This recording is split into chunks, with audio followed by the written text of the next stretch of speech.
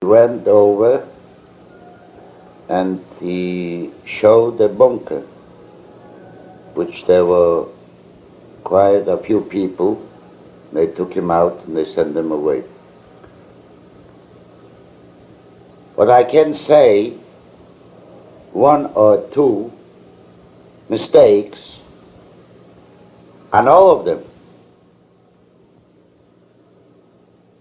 This was the two things which happened in our ghetto from the police. But the rest of them, they all worked together, they tried to keep up as should be for the people good in our ghetto. And it was good. If they wouldn't send us away, if they wouldn't liquidate the ghetto, we could stay there till the end of the war. Okay, I'd like to ask you some questions about Mauthausen, when you were staying there. Exactly when did you get there? I get to Mauthausen December 44. And how did you get there? I get there from Auschwitz. They brought us with trucks? with train. Train? They brought us with train. We went, in our transport went 900 people. About. Till we came there, took us 8 days. And everybody has from Auschwitz only a small bread, and that's it. Whoever kept this piece of bread to the last day survived. And there were, what I know,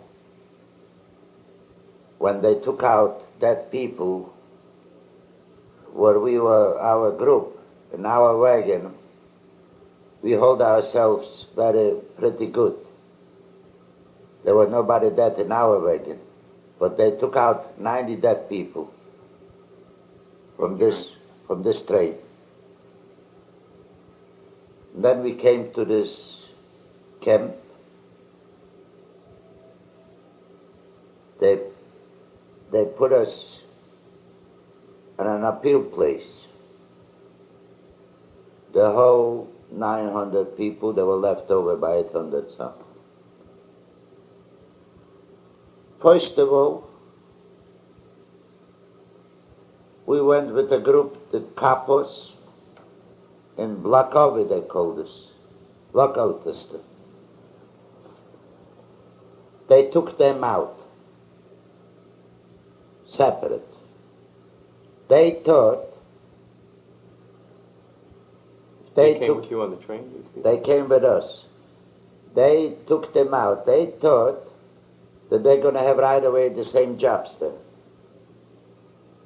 But the way usually in camps, the concentration camps I was running, what I usually went through, they took these guys because they were also, who took him out, they were also Blockovis in Kapos from Mauthausen. And they don't want to have, they should be new managers or so.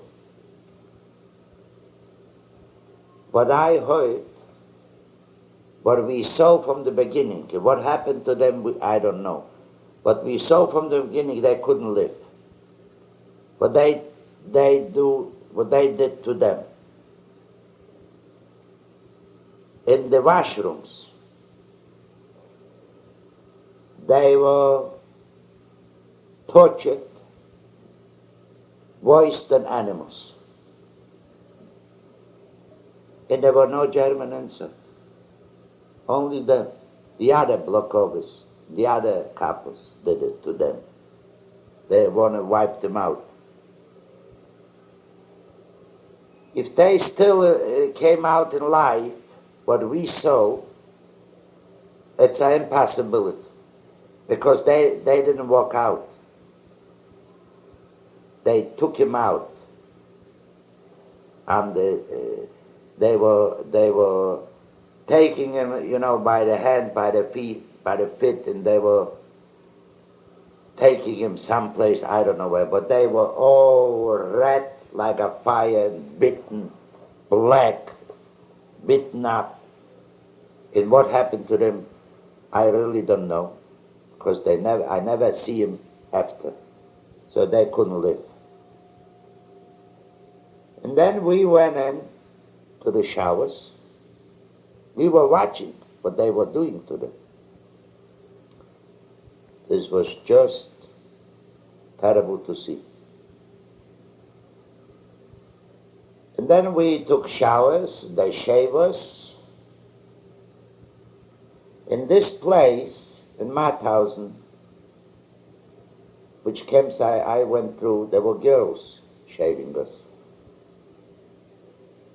And then they took us, what the girls, was German or not, I really don't remember. They took us to the barracks, they gave us different clothes. I don't remember if we had the same stripes or different one, I really don't remember this. But we went in the barracks, and then next day, they took us out for an appeal. We were standing about 2.5 hours there. Then gave us, the breakfast was 100-gram bread. Hold on. You didn't come with any members of your family, right? I came only by myself. My family, I didn't have no more. My parents, they killed in the ghetto. My brother went away. They took him away to Majdanek, what I heard. My aunt and uncles, they also took him away. So I came only by myself. Before we talk about the food and everything and the routine, let's talk about the camp itself. You know, could you tell how big it was? The camp, Mauthausen, was very big. But the size exact, I should tell, I can tell you exact the size, but it was a big camp. What about the guard system? There were The guard system was the same like other camps outside. Germans. You wouldn't remember any German commanders or officers? They just, no. I don't remember their names, but they just used to come to the appeal to count the people. And then they went right away out. Would you be able to estimate how many Germans guarded the camp? No, not really. I saw quite a few, but I really don't know exact how many. Were there a lot of non-Germans also? Non-Germans guards? Yeah, like Ukrainians, for instance? No, I didn't see it there. I don't know. The guards that were there from Germany, they were basically from the SS, right? They were from the SS, yeah. Okay. Now, about the people, the inmates, the people that you were with, would you know how many there were? But I came. No, all in all, how many would you know? How many in the whole camp? While you were there? No, I don't know. How old were they, basically? Oh, how old? All young people. In Mauthausen wasn't old people. Men? Mostly men, yeah. Men and mostly young. Mm-hmm. They were mostly Jews, or were there a lot of non-Jews also? There were non-Jews also, but mostly I think was Jewish people. And where'd they come from, basically? From all over. They came from Poland, from Ukraine, from Hungarian, from Romanian. There were German peoples there too. what I know. I mean Jews. But mostly they were Polish Jews. The non-Jews, what type of people were they? They were criminals. They used to have the green winkles on the jackets. This was criminals. Polish, communist, Polish people, criminal. I mean, not Jewish, Polish. And there were German also. They used to have the criminals, the green winkles. What type of work was done in Mauthausen? Mostly was the Steinbruch there. Steinbruch, this was, I don't know how to call this in English. This was Rock piles? rock hills. They used to knock these rocks, they used to shoot them out, they used to carry them from one place to the other one. What was done with it, I really don't know, because what we did, I was working by the Steinbruch. I really don't know if they were different jobs. I was working by the Steinbruch, and there was a work done doing nothing. I mean, hard work, but doing nothing. No accomplished nothing. We just carried places, the rocks, big rocks, 20, 30 pounds, 40 pounds rocks, 50 pounds rocks, from one place to the other one. And put and piled them up. And then once I remember what we piled up, a whole, like a wall, a big whole thing with rocks. And I remember we took these rocks one time, and we took these rocks and we put them in another place, just to touch it. And by this, in my opinion, I was there only in Mauthausen 3 months, not a whole 3 months. In this time, what I can imagine, if they steady was working like we were working there, they must have been killed thousands of people. Because in my time, they killed quite a few thousand people. There was a Capovilla.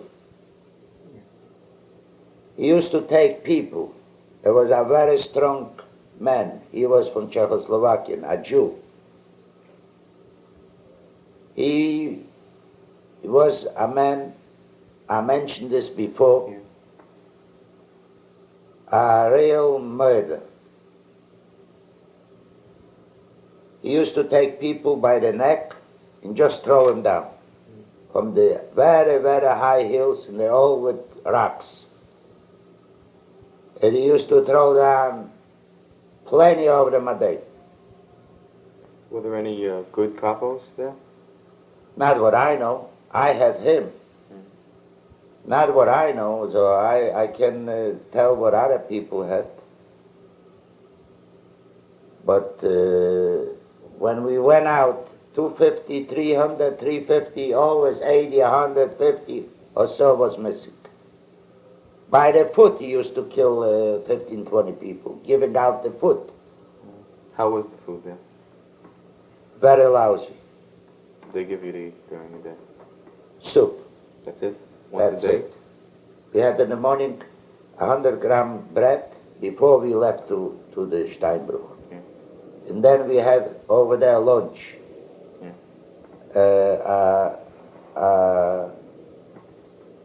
A measurement of soup.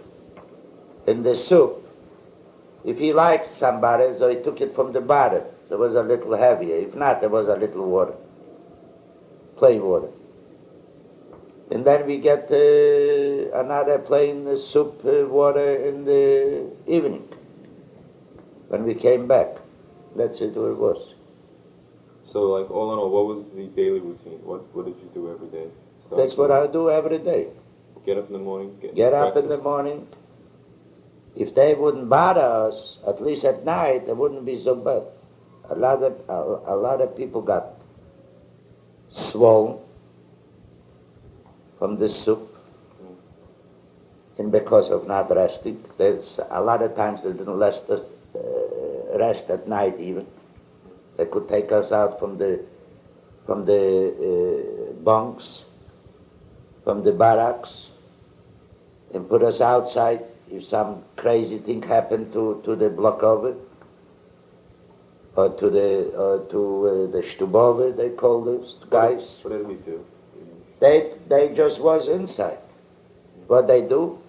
They did tsuris. That's all what they did. They just punished the people, the people, and just not to let them rest. They were Jewish. They were Jewish too. Now, besides the people that you said were killed by the Capo, were there any other? Did you see any other people getting killed? Not from the German, not in Mauthausen. I didn't see nobody should got killed from. There must be other killings in other places, but we didn't see. This was organized. It's unbelievable to believe. You couldn't look. Walking out, when we walked out, and when we passed the what do you call the guy, when the watchman, it was a German, you know, the Watchtower. The watchtower. When we passed this, you couldn't look right or left or the back or so. You were so afraid to look at any place. He could go from the back or from the side with a stick and kill you right in the place too, if you would look around or so. You had to go your way and not to look nothing, just to go straight. But we threw our eyes to see something, but we were very, very afraid of everything. Mauthausen was a murder concentration camp. Were there any attempts to escape that you know of? Not what I know, not from there. Was there any resistance movement that you knew of? No. No underground at all? I don't know about it. We were afraid to look out from the barrack through the window. If he would catch us, we could get punished for any little thing. There was a punishment. Were there any children that you knew of in the camp? No, there were no children in this camp. What about the relations between the Jewish inmates? For instance, was it like... And between the Jews? Right. For instance, I tell you the truth, there was also not 100%. For instance, the Polish Jews with the Hungarian Jews, or the Romanian Jews, or the Czechoslovakian Jews. With the Czechoslovakian you could get along easier. With the Romanian Jews you couldn't get along. The Polish Jews, they didn't get along. And there was not special incidents, they should happen something, fighting or so. But there always was about food or so. They didn't help, they were selfish. In between them, one to the other one, they were all right. Hungarian with Hungarian, they were all right. I can understand the Polish, between the Polish were all right too. But a Polish Jew with a Hungarian or Romanian Jews, they never agreed the right way. was there any... What about between Jews and non-Jews? Did you come across any contact with like that? I came across in the concentration camp. But they weren't too bad. They were Tsuris like we were. So they weren't too bad because we speak Polish to them. When it came to food? When it came to food, there wasn't too much to be crazy about it, because we didn't get nothing. We get a soup, so everybody got the same soup. But what I'm talking about food, there were people which they saved this piece of bread.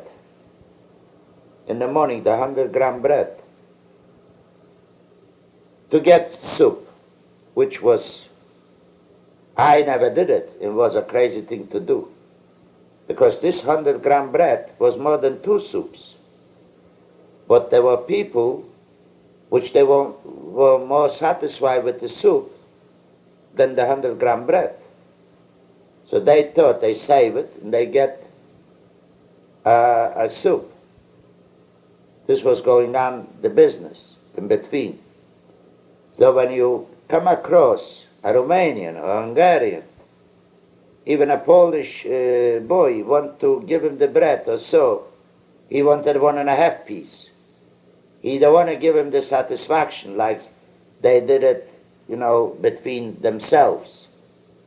They did it between themselves. The Polish people did it between, the Polish Jews did it between themselves, even. And they had to grab something from him, more, because he's a Polish Jew also.